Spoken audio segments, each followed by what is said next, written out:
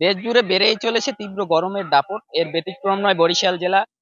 যদিও চলতি মাসে গরম কিছুটা নিয়ন্ত্রণে থাকলেও ৮ই মের পর থেকে বেড়ে চলেছে এই গরমের প্রকট। গরম এবং রোদ যতই বাড়ুক থেমে নেই কিন্তু সাধারণ জনগণের কর্মজীবন। চলুন কথা বলি সাধারণ জনগণের কাছে, জানতে চাই এই গরমে তাদের কর্ম জীবন কেমন চলছে। আছি প্যাডের তাগিদে ব্যবসা কইরা খাই। রোদ্দুরে থাইকাও তো ব্যবসা করতে হবে, তাই না? প্রচন্ড গরম, মানুষজন বের হতে পারে না রাস্তাঘাটে। ৩-৪ দিন ধরে প্রচুর পরিমাণে গরম পড়তেছে, তারপরে আমাদের কন্টিনিউ এই কাজ চালাই যেতে হবে। কারণ আমাদের ধান পান এগুলো কাজ যতই পরিশ্রম হোক আমাদের করতেই হবে। গরমে খুব খারাপ অবস্থা, মানুষ বেরোয় না, বেচা কেনার অবস্থা খুব খারাপ। আমাদের বেচা কেনা হয় না বললেই চলে, আমরা খুব বিপদগ্রস্ত।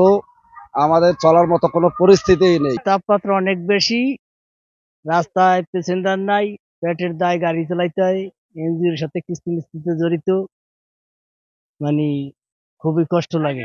তো আমার বাড়িতে হবে, কিন্তু আমি এখন কি করবো? এই প্রচন্ড গরমে বেরোতে হয়, আমার কাজকর্ম তো করতে হবে, কিন্তু আমি এই গরমে থাকতে পারতেছি না, অনেক গরম। প্রচন্ড গরম, গরমে কাজ করা লাগে প্যাডের দায়, ক্ষুধার জ্বালায় প্যাডের দায়, গরমে কাজ করা লাগে, খুব অস্থির হয়ে যায় গরমে। অনেক গরম, এই যে অতিষ্ঠ হয়ে যেতেছে, ঘামাই দিতেছে, তাই মানুষের কাছে শরবত বিক্রি করতে আসছি। গরম তো টেহারি দেন, এবার রিজিক নাই, রিজিকে দিলে সমস্যা, রিজিক আইবানি তো নাই, গরমে তো আপনি এটে হন না রোদ্দুরে।